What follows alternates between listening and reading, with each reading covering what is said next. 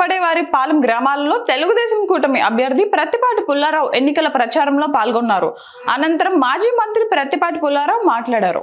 ఆ విధంగా అన్ని వర్గాల్ని మోసం చేశాడు. యువకులకు నిరుద్యోగ భృతి అన్నాడు, జాబ్ మేళా అన్నాడు, డిఎస్సి అన్నాడు. ఏదీ లేదు. నిరుద్యోగులు 25% ఈ రోజు రాష్ట్రంలో ఉన్నారు.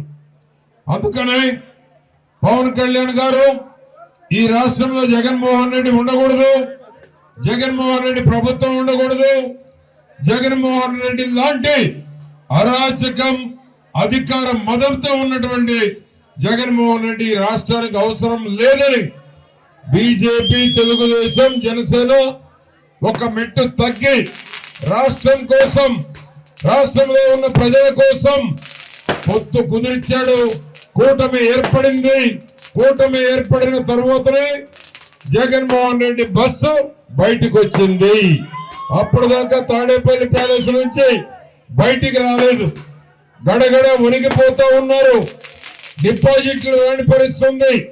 చిలకలూరుపేటలో అయితే ఆ పార్టీ వాళ్ళు కూడా చెప్తారు, మెజారిటీ ఎంతో తప్ప మాకు అవకాశం లేదు, తెలుగుదేశం గెలిచిపోయింది, మెజారిటీ ఎంత అనేది ఆ పార్టీ వాళ్ళని అడిగినా చెప్తారు. ఈరోజు రాష్ట్రం మొత్తం అదే పరిస్థితుంది. రాష్ట్రం మొత్తం అదే పరిస్థితుంది. చంద్రబాబు గారి దెబ్బకి, పవన్ కళ్యాణ్ గారు వదిలే బుల్లెట్లకి రోజు రోజు ఆ పార్టీ రోజు రోజుకి దిగజారిపోతా ఉంది. రోజు రోజుకి గ్రాఫ్ పడిపోతా ఉంది. రోజు రోజుకి ఆ పార్టీలో నైరాశ్యం పెరుగుతూ ఉంది. రోజు రోజుకి ఆ పార్టీ ఏమవుతుందని ఆ పార్టీలో నాయకులు, కార్యకర్తలే ఆందోళన చెందుతూ ఉన్నారు. మోసం చేశాడు. నాసిరకం మద్యం రేటు ఎక్కువ, 4 బటన్లు నొక్కాడు. ఇప్పటికి రైతులు నష్టపరిహారం అన్నాడు. ఎవరికన్నా పడ్డాయా? ఒక్కరికి మీ ఊళ్ళో బటన్ నొక్కాడు కదా. మరి మోసమే కదా.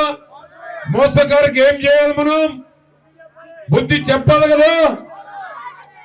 4 బటన్లు నొక్కాడు. విద్యా దీవెనకు ఒక బటన్ నొక్కాడు, రైతులకు నష్టపరిహారానికి ఒక బటన్ నొక్కాడు, ఆసరాకు ఒక బటన్ నొక్కాడు, చేయూతకు ఒక బటన్ నొక్కాడు. ఎవరికి డబ్బులు పడలేదు. ఆ బటన్ నొక్కుడు జగన్మోహన్ రెడ్డి ప్రజలు అమాయకులు అనుకుంటున్నాడు. ఆయన అబద్ధాలు ఇంకా నమ్ముతారు అనుకుంటున్నాడు. ఆయన మోసాల్ని ఇంకా ప్రజలు కనిపెట్టలేదు అనుకుంటున్నాడు. మోసాలు గుర్తించారు, అబద్ధాలు గుర్తించారు, సమయం కోసం ఎదురు చూస్తున్నారు. ఆ బటన్ నొక్కుడుతోటే ఏం చేయబోతున్నాం? జగన్మోహన్ రెడ్డి ఇంటికి పంపించబోతూ ఉన్నాము. అవునా కదా? అవునా కదా?